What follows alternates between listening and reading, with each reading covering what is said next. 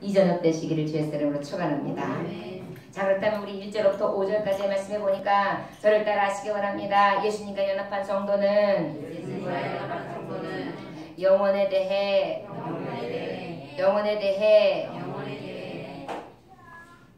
열정을 가지고 영혼을 구원하기 위해 애씁니다. 네, 그러면 믿음의 열정, 특별히 영혼 구원의 열정이 생긴다는 거예요. 자, 예수님과 연합한 사람들에게 나타나는 특징이 사도 바울과 같은 은혜인데 오늘 1절부터 5절까지 보면은 사도 바울도 모세와 같은 고백을 하나님 앞에 지금 드리고 있어요.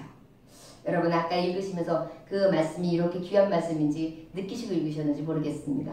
한번 천천히 1절부터 5절까지 말씀 함께 봉독해 볼까요? 사도 바울이 얼마나 영혼을 사랑했는지 말이에요. 함께 봉독합니다. 시작. 내가 그리스도 안에서 참말을 하고 거짓말을 아니하노라. 나에게 큰 근심이 있는 것과 마음에 그치지 않는 고통이 있는 것을 내 양심이 성령 안에서 나와 더불어 증언하노니 나의 형제 곧 골육의 친척을 위하여 끊어질지라도 원하는 바로라. 그들은 이스라엘 사람이라 그들에게는 양자됨과 영광과 언약들과 율법을 세우신 것과 예배와 약속들이 있고 조상들도 그들의 것이요 육신으로 하면 그리스도가 그들에게서 나셨으니 그는 만물 위에 계셔서 세세의 자녀를 얻으실 하나님이시니라. 아멘. 무슨 말씀이냐면 자기와 함께하는 이 이스라엘 자기 민족을 지금 이야기하고 있는 거예요. 내가 참말인데 거짓말이 아닌데 이건 진짜인데 말이죠 라고 시작하는 거예요. 내게 아주 큰 근심이 있고 고통이 있습니다. 다름이 아니라 내 양심이 성령 안에서 성령님이 주시는 은혜 안에서 제가 고백합니다. 증언합니다. 바로 무엇이냐? 나의 형제 곧 고륙의 친척을 위하여 내 자신이 저주를 받아 그리스도에게 끊어질지라도 원하는 바로다. 내 형제, 골육, 친척 때문에 내가 근심에 쌓여있고 고통을 느끼고 이거는 참말이고 내 양심 속에서 성령이 하시는 말씀입니다. 라고 지금 얘기하고 있는 거예요.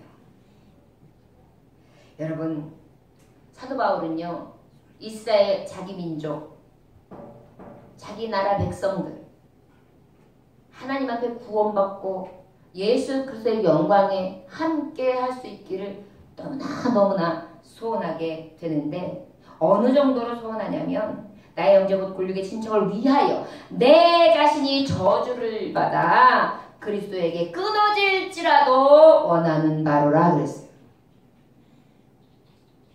하나님 내 자신이 저주를 받더라도 내 자녀가 구원받기를 원해요.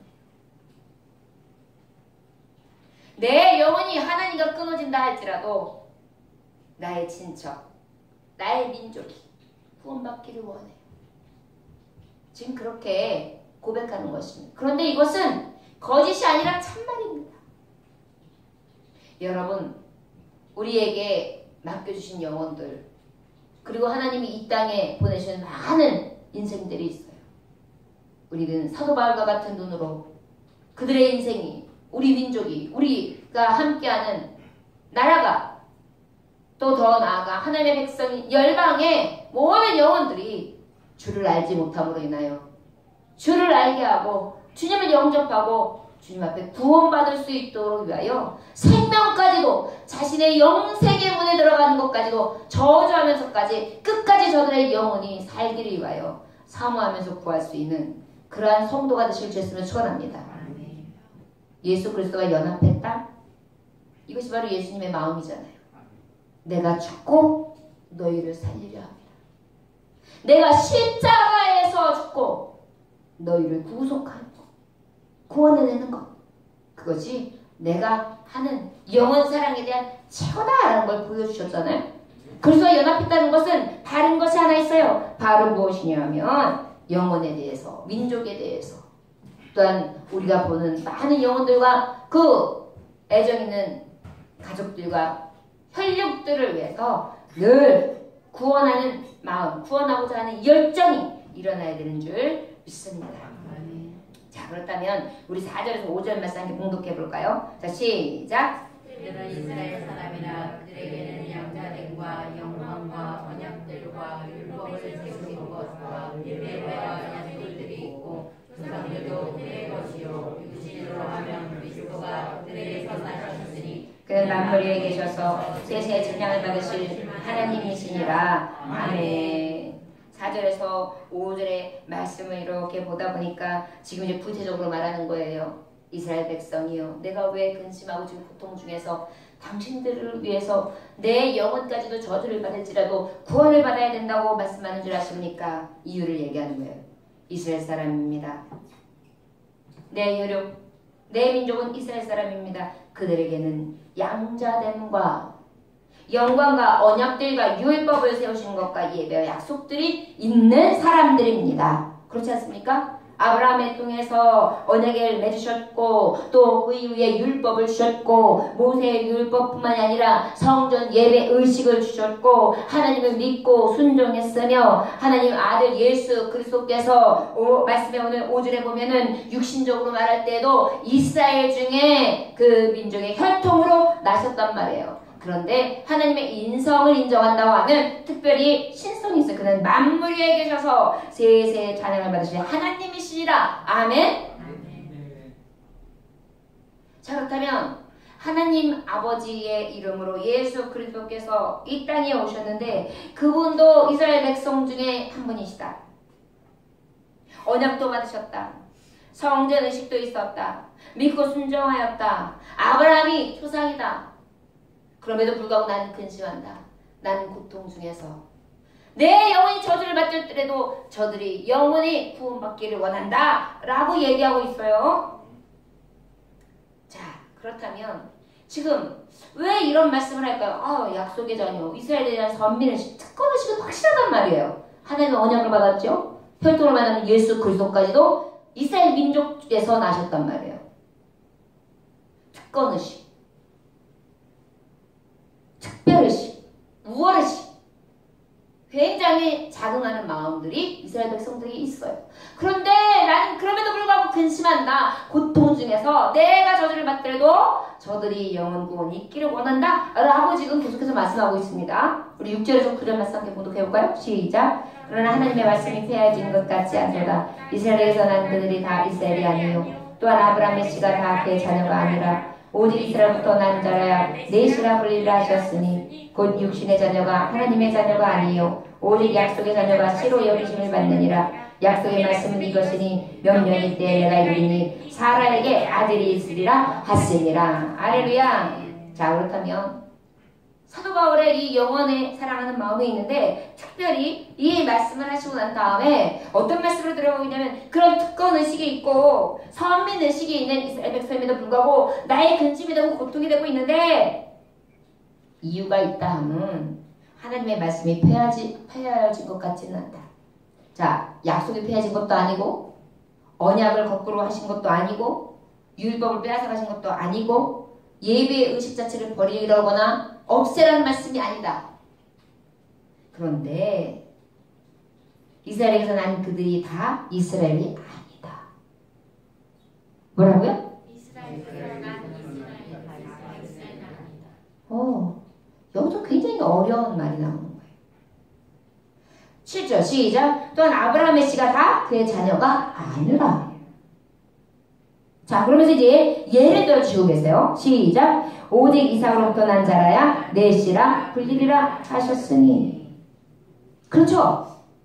예수님 하나님이 말씀하셨어요. 아브라함에게 너는 믿음의 조상이 되게 하리라. 그런데 이스마엘을 통하여 혈통을 잇는가 했는데 하나님 말씀하셨잖아요. 그는 내 혈통이 아니다. 내 씨가 아니다. 내가 너와 언약한 씨는 바로 이삭이다. 사라로부터 난 여인의 후손이 바로 네 후손, 내가 말하는 번성한 씨가 되리라 라고 말씀하셨어요. 아브라함의 혈통이라고 해서 다 자녀가 아니다. 이스라엘에서 난 자라고 해서 다 이스라엘의 하나님이 택하신 자녀들이 아니라 이삭을 통해서 하나님이 약속하신 말씀만 봐도 우리는 알 수 있다. 또 확실히 말씀하고 있어요. 곧 육신의 자녀가 하나님의 자녀가 아니요 오직 약속의 자녀 것이로 여기심을 받느니라. 할렐루야. 자, 이것을 풀어서 얘기하면 그저 육신적으로 제 아들이에요, 내 아들이에요, 제가 당연히 혈통을 잊죠 라고 우리는 생각하지만 그것이 아니다. 바로 언약의 씨, 약속의 자녀로 어떻게 하신다는 거예요? 하나님이 택하신 자, 구원함을 입은 자, 하나님의 자녀라 하신다는 거예요. 자, 여러분, 이것이 바로 예정교리예요. 우리 교회가 예정교회죠. 하나님의 특별한 오묘하신 교회 가운데에 우리를 부르신 것입니다. 아버지는 육으로 난 자를 자녀라 하지 아니하고 언약과 약속의 자녀를 자녀라 하신다 라는 것을 기억하시기 원합니다. 저와 여러분은 언약의 자녀가 맞습니까? 할렐루야. 왜일까요? 누구든지 예수를 믿는 자마다 멸망치 않고 영생을 얻게 하려 하시니라. 우리 이 말씀의 언약을 받고 맺은 자예요. 할렐루야. 그로 말미암아 우리는 바로 약속의 자녀다라는 것을 알 수 있는 것입니다. 예수님과 연합한 성도는 다름 아닌 혈육으로 낳거나 자기의 뜻으로가 아니라 그저 아버지가 예수 믿으니까 나도 구원받은 자녀야, 나도 약속받은 자녀야 라는 것이 아니라는 거예요. 무슨 말씀인지 아시겠어요? 언약의 이 약속의 증거를 받은 자가 뭐예요? 구원함을 입었다는 거예요. 할렐루야? 그렇기 때문에 우리 아내가 교회를 잘 다니니까 나도 교회 열심히 다니는 거 반대하지 않으니까 나도 갈 거예요. 착각을 자유인 거예요. 바로 육신으로서가 아니라 언약에 속한 약속의 자녀만이 바로 구원함을 입은 것이다. 이삭을 들어서 지금 말씀해 주신 것입니다. 이스라엘 백성들에게 특권의식과 선민의식에 사로잡힐 것이 아니라 아브라함의 씨로부터 너희들이 나왔고 이 언약을 받았고 이 예배 의식 속에 살아간다고 해서 너희들이 구원받았다는 것이 아니다. 내가 그것 때문에 근심스럽고 내가 고통스러운 이유는 너희들의 영혼 가운데에 하나님의 씨로 언약 백성, 언약의 자녀로 너희들을 삼지 않음에서부터 시작된 것이다. 이건 뭐냐면 예수 그리스도가 오실이고 그 오실이를 믿는 자마다 멸망치 않은데 그 예수를 영접지 아니하는 자는 다 뭐예요? 버려진 자라는 거예요. 유괴난 자라는 거예요. 구원이 없다라는 거예요. 자, 여러분, 예수 그리스도 이외에는 어떠한 이름도 구원을 얻을 만한 다른 이름이 없다는 것을 기억하시기를 주의 이름으로 축원합니다. 자, 약속의 자녀다. 바로 그러면 예수님과 연합한 성도는 약속의 자녀다. 이 약속의 자녀가 되지 못한다면 늘 우리는 근심하고 정말 마음 아파하면서 고통 중에서 그 구원받지 못한 영혼들을 볼 때 마음 살피고 슬퍼하고 내가 저주를 받들어 저 영혼을 구원하기 위한 열망이 사도 바울처럼 일어나시기를 주의 이름으로 축원합니다. 우리 함께 그러면 10절부터 13절까지 함께 봉독해 볼까요? 자, 시작. 그뿐 아니라 또한 리브가가 우리 조상 이삭 한 사람으로 말미암아 임신하였는데 그 자식들이 아직 나지도 아니하고 무슨 선이나 악을 행하지 아니한 때에 택하심을 따라 드는 하나님의 뜻이 행위로 말미암지 않고 오직 부르시는 이로 말미암아 서게 하려 하사 리브가에게 이르시되 큰 자가 어린 자를 섬기리라 하셨나니 기록된 바 내가 야곱을 사랑하고 에서는 미워하였다 하신가 같으니라. 여기 말씀에 보면 11절에 뭐라고 그랬어요? 하나님의 뜻이 행위로 말미암지 않고 오직 부르신 이로 말미암았다 그래요. 누구의 뜻이? 하나님의 뜻. 여러분, 우리는요 하나님의 자녀가 되는 것이 우리의 행위로 난 것이 아니에요. 하나님의 완전한 부르심, 구속의 은총으로부터 가능하다는 것을 잊지 않으실 수 있으면 축원합니다. 어떤 사람은 뭘 해야지만 구원을 얻는다고 생각해요. 그런데 아니요. 오직 하나님의 부르심 안에서 가능하게 되는 줄 믿습니다. 그러면서 이제 예를 들어주시는 거예요. 리브가가 우리 조상 이삭 한 사람을 말미암아 임신했다. 자식들이 아직 나지도 아니했는데 무슨 선도 악도 행한 적이 없는데 야곱과 에서가 한태 중에 있기도 전에 하나님 뭐라고 말씀하셨느냐? 뭐라고 말씀하셨어요? 큰 자가 어린 자를 섬기리라 이렇게 말씀하셨어요. 뭐라고 그랬다고요? 이게 하나님의 뜻이라는 거예요. 여러분 우리가 하나님 앞에 이러한 은혜를 받고 있다는 것, 이것이 너무나 큰 축복이라는 것을 기억하시기를 원합니다. 내가 그저 교회를 다닌다고 해서, 내가 그저 이렇게 예배 의식에 참여한다고 해서 구원함을 입은 것이 아니라 오직 약속의 자녀라 하나님 뜻 안에서 부르심을 입을 때만 가능하다는 확신 속에 나아갈 수 있기를 주님으로 축원합니다. 저와 여러분들은 그런 은혜 가운데 불러주신 거예요. 어떤 교회에 새로 부임한 목사님이 한 성도집을 방문했습니다. 다녀간 후에 남편이 직장에서 돌아오자마자 아내가 근심이 있어요. 목사님이 다녀가셨는데 아내가 아주 그냥 얼굴이 캄캄해요. 여보 오늘 새로 오신 목사님이 다녀가셨어요. 목사님이 무슨 말씀하시죠? 하셨어? 라고 물어봤어요. 목사님이요, 이 가정에 하나님이 함께 하십니까? 라고 물어봤어요. 뭐라고 물어봤다고요? 뭐라고요? 뭐라고요? 하나님이 함께 하십니까? 예, 이 가정에 하나님이 함께 하십니까? 이 말을 들은 남편이 얼굴이 시뻘개지는 거예요. 그러고 난 다음에, 아니 그럼 당신이 우리 가정은 전통적으로 아버지 어머니 때부터 신앙을 가진 가문이라고 말하지 그랬어. 저도 처음에는 그러려고 했는데요, 목사님이 물으신 건 그런 물음이 아닌 것 같아요. 그러면 우리 식구들은 매일 기도하고 열심히 성경 읽고 그리고 교회에 출석도 잘하고 그렇게 잘하고 있다고 그렇게 말씀해야죠. 아니에요. 아무래도 목사님이 물으신 것은 우리 집에 하나님이 함께 계시냐는 것이었어요.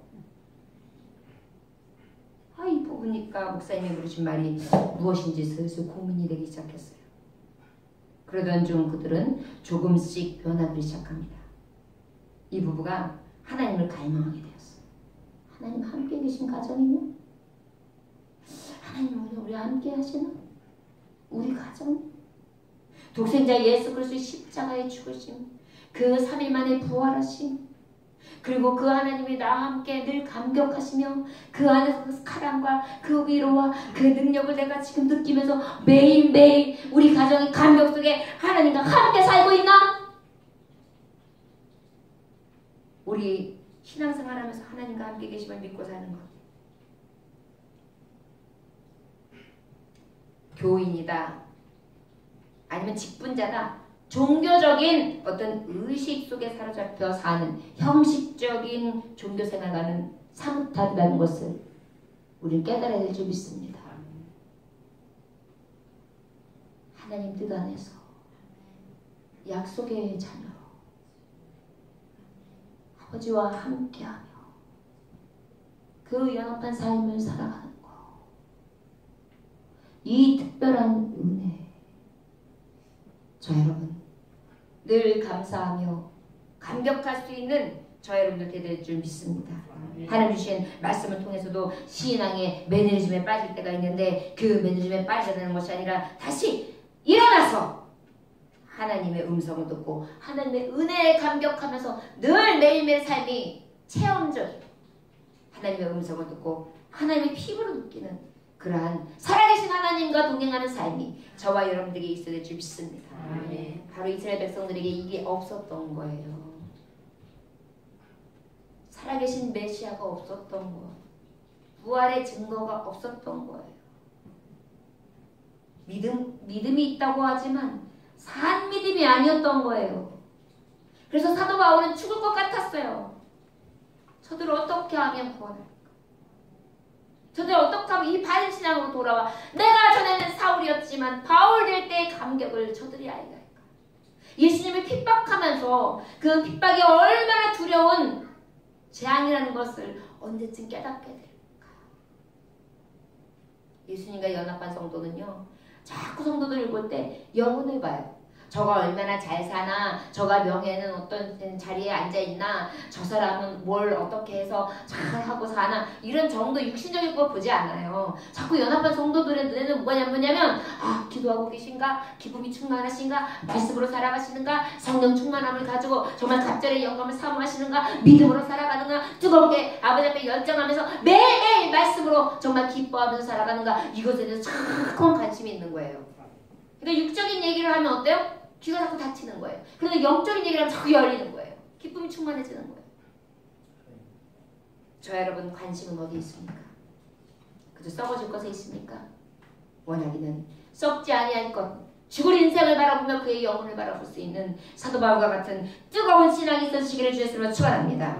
바로 그것이 예수님 뜻 안에 약속의 자녀로 예수 그리스도와 연합한 사람에게 주시는 은혜인 줄 믿습니다. 우리 13절 말씀 한 번 더 봉독해 볼까요? 자, 시작. 내가 여러분 사랑하고 내서는 미워하였다 주와 같으니라. 아멘. 우리 예수님과 연합한 사람은 특별히 사랑하셨습니다. 저를 따라하시기 원합니다. 하나님이 사랑하십니다. 여기 보면 사랑하셨다 그래요. 엄마 나 사랑해? 그럼 그거 말인데 사랑하지. 이미 사랑하였다예요. 근데 그것은 계속되는 거야. 끝까지 내가 죽을 때까지, 눈을 감을 때까지. 바로 하나님 아버지가 자녀를 향한 사랑이 그렇게 끝까지 계속될 줄 믿습니다. 제가 요즘에 이제 조금씩 아직 아주 젊지만은 나이가 조금 먹고 자녀들이 크는가 봅니다. 자녀들이 이제 나이가 벌써 장성해서 장가갈 때가 되고 시집갈 때가 됐죠. 각자 이제 자기가 좋아하는 것도 있고 자기 앞으로 가야 될 길도 준비해야 돼요. 가정도 가져야 되고 이제 어미 품을 떠나 아비 품을 떠나 이제 어떻게 해야 돼요? 사랑하는 사람과 가정을, 자기의 삶을 시작해야 돼요. 그런데 제가 그쯤에 어머니에게 오는 사춘기가 오더라고요. 뭐냐면은요, 자꾸 아이들에게 연민을 느끼는 거예요. 전에처럼 엄마한테 와가지고 계속 들러붙고 얘기하고 품에 눕고 엄마랑 뭐라고 얘기하고 고민을 얘기하고 옆에 와가지고 팔을 대기도 하고 다리를 대기도 하고 치대고 그 다음에 뭐 해달라고 하고 같이 나가자고 하고 그 다음에 대화를 하면 깊이 대화를 하고 했던 그런 게 너무 그립고 함께 나가자고 하면 나가서 하루 종일 같이 하는 시간을 가졌던 시간이 너무 그립고 너무 좋은 거예요. 그때 추억이. 이제는 더 바라지 말고 이제 독립할 수 있는 걸 준비해야지 라는 마음이 있지만 그 마음이 그렇게 섭섭하고 슬퍼요. 제가 이 말씀을 하려고 하는 것은 제 자녀들이나 뭐 잘못된 것 때문에 이야기한 것이 아니다. 다시 자연스러운 거고 굉장히 바람직한 일인데 이 말씀을 드리는 이유가 제가 새벽에 이것을 하나님 앞에 놓고 기도하다가 은혜를 얻었기에 이 말씀을 드려요. 아버지를 봤어요. 하나님 아버지. 아버지가 저를 모태성부터 택하셔서 낳으셨지요. 이 땅에 세우셨습니다. 그리고 제가 자라는 날 동안 눈을 떼지 않으셨지요. 제가 울면 같이 울으셨고 제가 웃으면 같이 웃으셨어요. 그런데 제가 좋아하는 게 생기고 제가 사랑하는 사람이 생기고 사랑하는 그 무엇이 생기니까 이제 어머니의 아버지의 타치가 잔소리가 되고 부담이 되고 걱정이 되고 근심이 되고 이제 중압감이 되는 무게가 되는 거예요. 자, 내가 하나님 앞에 하나님 성전에 와서 예배해라. 성전 아니어도 되는데 집에 좀 와라. 꼭 집에 나 다음 주에 갈게요. 또 와서 예배 드리고 말씀 좀 들어. 너 맨날 듣는 말씀인데 부처도 한번 가서 들어도 되는 거지. 똑같은 말인데 매일 밥 먹었냐? 차 조심해라. 성실히 살아라. 사랑이 최고다. 똑같은 말 하면서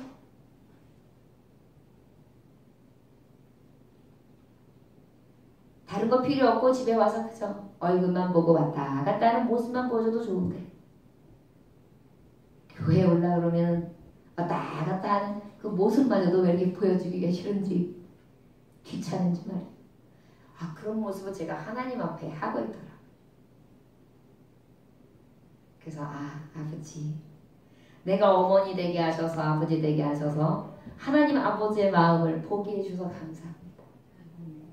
늘 우리는 떠나려고 하고 귀찮아하고 부담스러워하고 이제는 내가 좋아하는 관심사가 따로 있기 때문에 이미 생각도 그 다음에 나의 관심도 그저 멀어져 가고 있는데 우리 하나님은 그저 오매불망이신 거예요. 때로는 질투도 하세요. 나는 질투하는 하나님이라. 며느리를 질투합니다. 사위를 질투합니다. 내가 사랑하는 그 무엇을 질투하세요? 저는 하나님의 마음을 이제 조금 알 것 같습니다. 그러면서 제가 조금씩 장성해 가겠죠. 여러분, 제가 부모로서 원하는 건 자녀들에게 큰 걸 바라지 않습니다. 돈을 갖다 달라는 것도 아닙니다. 그저 관심, 지난 세월처럼 서로 아껴주고 보다듬어주고 가까이서 자주 볼 수만 있어 대화할 수 있고 예전처럼 그렇게 어머니 품을 그리워하는 것처럼 그렇게 즐겁게 와락 달려올 수 있는 그런 자녀이면 다거든요. 근데 우리 아버지가 우리 하나님 아버지가 저한테 매일 그러시는 거예요. 근데 나는 늘 아버지를 등 돌리고 멀리하고 내가 좋아하는 대로 달려가기 바빴고 관심마저 잃었고 생각마저 잃었어요. 내가 사랑하는 사람하고 놀러가기 바빴어요.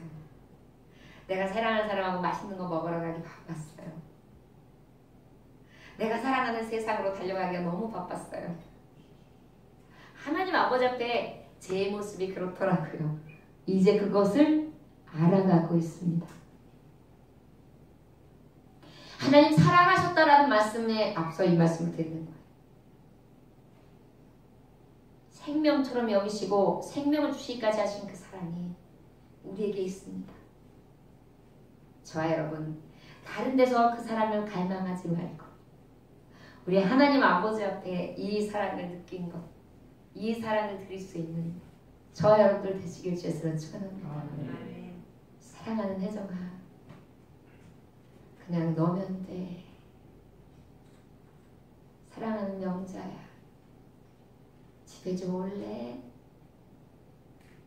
나랑 같이 이야기하자.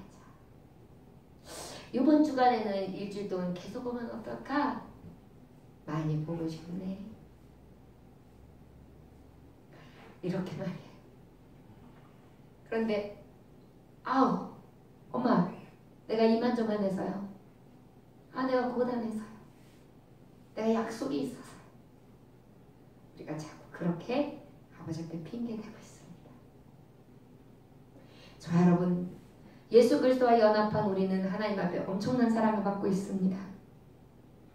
우리 그 사랑 안에서 아버지의 사랑을 조금이라도 이해하며 우리도 아버지를 좀 그렇게 사랑해드렸으면 좋겠습니다. 늘 아버지 앞에 위로받기만 원했지 아버지를 위로하지 못했습니다. 늘 아버지는 배반당하시고 배신당하시고 버림당하시고 떠나가고 멍멍하고 불평하고 늘 아버지의 마음을 아프게 하는데 그 아버지를 위로할 줄은 몰랐어요. 늘 내 아픔만 위로받았죠. 우리 하나님 아버지를 위로해드릴 수 있는 사랑받은 예수로서의 연합한 자 되기 원합니다. 아멘. 우리도 이제 그 사랑으로 하나님 앞에 좀 효도합시다. 그저 받기만 하는 것이 아니라 줄 수 있기를 원합니다.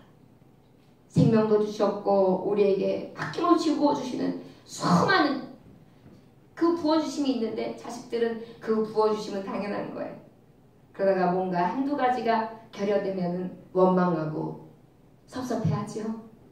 우리 모습이 바로 하나님 앞에 그런 모습이라는 거죠.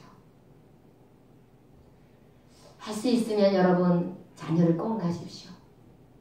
그리고 결혼을 꼭 하십시오. 왜냐하면 아버지의 마음은 자녀를 낳은 수만큼 아마 이해할 것 같습니다. 그래서 윗 어르신들이 정신이 더 건강하시고 교회를 다니셔도 변화 없이 다니시는 것 같아요. 자녀들을 품었던 마음이 어떤 것인지 아시고 진정한 사랑이 뭔지를 아시는 분이시기 때문에 같이 공감하고 이해하시고 보다듬어 주시고 진짜로 마음 깊이 사랑하실 줄 아는 그 밑바탕이 있기 때문 아닐까 싶습니다. 저와 여러분, 예수님과 연합한 성도들이여, 우리는 약속을 받은 자녀입니다. 하나님 뜻 안에서 이렇게 불러주셨습니다. 우리를 사랑하셨습니다. 죽기까지 사랑하시고 지금도 우리에게 큰 것을 요구하시지 아니하십니다. 나와 함께 먹고 마시자. 나와 함께하자. 내가 너를 영원까지 함께하며 지키고 보호하며 떠나지 않을게. 이 약속을 우리에게 주신 것입니다. 말씀을 가르기 앞서 정리하며 예화를 하나 함께하면서 말씀을 가름합니다. 예수님과 연합한 성도는 이스라엘 백성들처럼 선민의식이나 갖고 특권의식만 갖고 교회 생활을 하라는 것이 아닙니다. 바울처럼 생명보다 우리 민족, 열방, 그 영혼들을 보면서 뜨겁게 사랑하면서 살아가야 될 줄 믿습니다. 영혼을 바라보며 살아가는 저와 여러분들 되시기를 주의 이름으로 축원합니다. 또한 우리 연합한 성도들은 육신의 자녀가 아니라 약속의 자녀 된 것에 감사하고 행위로서 어떤 것으로 우리가 부르심을 입은 것이 아니라 오직 하나님의 은혜 안에 하나님 뜻 안에서 주권적으로 섭리하셔서 우리를 불러주셨다는 확실한 믿음이 있으시길 주였으면 축원합니다. 야곱을 사랑하셨던 우리를 무조건적으로 사랑하시고 기억하시는 하나님, 그 하나님을 찬양할 수 있는 저와 여러분들 되시기를 원합니다. 아멘. 지금 우리나라는 온 민족은 열방은 코로나19 때문에 또 그 외에도 기근과 연병과 고통 속에서 수많은 사람들이 고통 중에 심하고 있고 우리나라를 보더라도 지금 우리는 기도하지 아니할 수 없는 때입니다. 아직 무지몽매한 백성들은 나라가 지금 어떻게 돌아가는지 잘 식별도 못하고 있고요. 잘 되고 있는 줄 알고 그저 돈 몇 푼 받으면서 그것이 최고라고 믿고 살아가고 있습니다. 그러나 성령이 정말 깨닫게 하시는 진정한 탄식을 여러분들이 듣는 성도라면 지금 얼마나 위급한 상황이고 우리가 기도하지 않으면 안 된다는 것을 여러분들은 아시리라 저는 믿습니다. 우리 내 영혼이 저주를 받더라도 내가 내 민족이 근심과 고통 속에서 구원받기를 원했던 열망했던 바울처럼 이 땅을 위해 기도할 수 있는 저와 여러분들 되시길 원합니다. 덴마크의 19세기 초만 하더라도 드넓은 땅과 자원을 가지고 있었던 나라입니다. 전쟁으로 인해 가지고 1814년에 노르웨이의 스웨덴을 빼앗겼어요. 노르웨이의 스웨덴을 빼앗겼어요. 1864년에는 독일의 국토의 3분의 1을 뺏겨요. 그 다음에 특별히 독일과 전쟁을 하고 난 다음에 패한 후에 막대한 배상금을 지불하게 되어가지고 독일 북부 영토인 슬레스버그 홀스타인이라는 곡창지대를 다 넘겨주게 돼요. 덴마크는 이제 경제적인 파탄을 이르게 됩니다. 덴마크 정부와 지도자들은 이러한 절망 중에 상황 속에 어떻게 나라를 다시 살 수 있을까 많은 고민을 하게 됩니다. 전쟁에는 졌죠. 국토는 깎여나갔죠. 국민들은 의기소침해졌죠. 정말 이때 어떻게 해야 될지 모르는 상황이에요. 나라가 전쟁에서 승리하고 뭔가 됐을 때 그 무능한 정치인이랄지라도 유능한 정치인이 되고 뭔가 자기의 업적을 남길 텐데 이러한 상황 속에서는 어떤 정치인도 자기의 이름을 유지할 정도도 안 되는 거예요. 전쟁에서 패한 나라 아무리 유능한 정치인이라도 일으킬 수 없죠. 정말 어려운 난국이었습니다. 이렇게 어려울 때요. 덴마크의 미래를 위해 노력한 두 사람이 있습니다. 새벽 예배 오신 분들은 이 말씀을 들었어요. 한 사람은 그룬트바라는 사람이고 한 사람은 달가스라는 사람이에요. 온 국민이 시대에 빠져 있을 때 이들이 들고 나왔던 유명한 구호가 있었어요. 바로 뭐냐면 밖에서 빼앗긴 땅을 안에서 찾자. 뭐라고요? 뭐라고요? 예.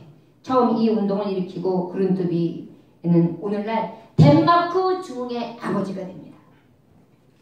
국민 정신을 개조시키는 운동에 주력하게 되는데요. 국민 각성 운동을 시작하는데 이분이 뭐냐면 그룬트비 목사님이셨어요. 지금 이 시대에도 정말 정강훈 목사님 같은 경우에는 앞에서 화살바지가 되면서 앞에서 나와가지고 지금 국민 개조 운동을 시키고 이 문제의 심각성을 지금 나가서 외치고 있습니다. 생명 걸고 있습니다. 그분이 큰 교회에 교세가 있어요. 영성도 탁월해요. 그렇게 안 하셔도 자기 먹고 사는데 지장 없고 그의 위엄과 권세는 넉넉해요. 그러나 성령께서 시키시는 대로 저는 총알바지가 되어서 앞에서 백성들이 이끌어가고 있는 목사님이시죠. 이때도 마찬가지예요. 그룬티비라는 목사님이 계셨는데 그분이 자 밖에서 빼앗긴 땅을 안에서 찾읍시다 말씀하시고 국민들에게 세 가지 운동을 해요. 첫째, 하나님을 사랑하라. 뭐라고요? 하나님을 사랑하라. 둘째, 조국을 사랑하라. 뭐라고요? 셋째, 백성을 사랑하라. 뭐라고요? 백성을 사랑하라. 3의 운동을 얻게 됩니다. 하나님을 사랑하라. 조국을 사랑하라. 백성을 사랑하라. 그럼 디 목사는 황무지가 문제가 아니라 황무지가 된 백성들의 마음이 더 문제라고 생각했어요. 최초로 젊은이들의 가난한 이들을 위해 국민고등학교를 열어가지고 신앙교육을 시키기 시작합니다. 국민정신 개조, 개척정신 고치, 인재 양성을 시키게 돼요. 내가 봤을 때는 우리 새마을운동을 벌였던 박정희 대통령이 이 덴마크에서 했던 정책을 어느 만큼은 생각하지 않았을까라는 생각이 돼요. 여기서 신앙교육만 없었을 뿐이에요. 이에 감화를 받은 사람 중 하나가 바로 프랑스계의 용병 출신이었던 다이가스라는 사람입니다. 이 사람은 누구냐면 프랑스의 위그노당 신앙의 자유를 찾아서 프랑스를 떠나 영국을 거쳐 네덜란드, 프러시아를 거쳐 덴마크에 정착한 신앙의 순례자의 후손이었어요. 믿음이 뜨거웠습니다. 이 다이가스는 황무지 유틀란트 반도의 모래 언덕을 장미꽃 향기가 가득한 젖과 꽃이 꿀이 흐르는 옥토로 바꾸자. 그룬트비 목사님의 이야기를 듣고 감명을 받아가지고요. 신앙의 정신을 가지고 외칩니다. 그러면서 대대적인 개간 사업이 시작하게 됩니다. 덴마크는요 북극바람이 불어오기 시작하면 여름에도 서리가 낼 정도였어요. 그래가지고 그 찬 서리바람을 막기 위해서 처음에 한 게 황무지에 나무를 심읍시다. 나무 심기 운동을 하게 돼요. 멀리 바라보는 거죠. 당장은 없어요. 이들의 노력 끝에 덴마크는 세계의 선진국인 낭독국가, 화해국가, 조림국가, 그 결과 목재보다 채소보다 곡물보다 가축보다 더 귀한 국민정신까지도 되살아나게 됩니다. 여러분 제일 살기 좋은 나라가 어느 나라예요? 덴마크예요. 여러분 미국일 것 같죠? 안 그래요. 제일 살기 좋은 나라는 덴마크예요. 신앙운동이 있는 거. 다이가스는 이런 말을 자주 전했습니다. 전쟁에서 지는 것이 불행하지만은 않다. 좋은 종교, 좋은 정신만 있으면 절대로 망하지 않는다. 자연은 무한한 생명력이 있는데 이 자연을 이용하는 이의 정신에 따라 부는 창출된다. 나라의 실력도 경쟁력이나 군사력이 아니라 산을 옮길 만한 신앙에 있다. 할렐루야. 나라의 국력은 산을 옮길 만한 신앙이 있는 줄 믿습니다. 다이가스는 진실로 하나님을 지켜주는 사람이었고 덴마크 국민들을 하나님이 지켜주는 백성으로 재탄생하게 되고 그 노력을 기울인 끝에 아름답고 부강한 선진국가를 이루게 됩니다. 저와 여러분, 우리도 이 조국을 사랑합시다. 이 민족과 열방을 사랑합시다. 그 누구도 소망 중에 나아가지 못할 때 하나님을 사랑하자, 조국을 사랑하자, 백성을 사랑하자, 3의 운동, 성경 운동을 두려움 없이 외치며 나아갈 수 있는 믿음의 단련한 군사들이 될 수 있기를 주에서 축원합니다. 우리는 그리스도와 연합한 성도입니다. 국가와 민족과 열방 중에 무언가 다르다는 것이 무엇인지를 보여줄 수 있는 믿음의 격분들이 되시기를 주의 이름으로 축원합니다. 기도하겠습니다. 하나님 아버지 감사합니다. 예수님과 연합한 성도, 사도 바울처럼 자기 민족에 대한 뜨거운 사랑이 우리에게 있기를 원합니다. 영혼 구령에 대한 뜨거운 열망과 열정이 내 심령 속에서 소생되어지기를 원합니다. 내 근심과 고통이 세상에 썩어질 것을 위한 근심의 고통이 아니라 영혼 구령에 대한 근심의 고통이 되길 원합니다. 내 영혼을 저주받을지라도 저들의 영혼을 구원하기를 원했던 그 열망이 내게도 있게 하여 주옵소서. 예수 그리스도 연합한 성도로서 약속의 자녀입니다. 하나님 뜻 안에서 부르심을 입었습니다. 이 사랑을 받은 자답게 주의 말씀을 가지고 승리하는 삶 살게 하여 주옵소서. 특권의식에 잠기는 것이 아니라 선민의식에 빠지는 것이 아니라 도리어 아버지 말씀 안에 겸손히 성령 주시는 은혜 가지고 살아갈 수 있는 믿음의 군사들 되게 하여 주옵소서. 예수님께 하시는 바대로 기도 올려나이다. 아멘. 찬송하시기 원합니다.